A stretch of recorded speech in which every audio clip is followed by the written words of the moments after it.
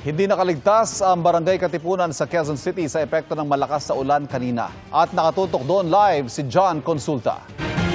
John, kumusta dyan ngayon? Ang inabot ng mga residente ng Barangay Katipunan sa Quezon City pasado alas 3 ngayong hapon.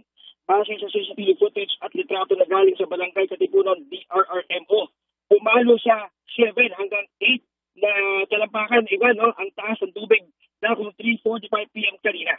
Ayon sa barangay, ang mabigat na buhos ng ulan kanina ay naging sanhi ng biglang pagbaha sa lugar. Sa kabila ng mataas sa tubig ay wala namang napaulat na nasaktan sa biglaang pagbaha. Sa ngayon, iban ay namamalagi muna ang 53 pamilya dito sa may bahagi ng Barangay Katipunan na inilikas matapos maapektuhan ng napakataas na baha sa lungsod. Sa ngayon, iban ay katakot-takot na traffic naman ang inaabot ng mga motorista sa bahagi ng Barangay Katipunan na epekto ng pagbaang ito. Yan mo lang rin sa Barangay Katipunan, balik sa iban. Maraming salamat, John Consulta.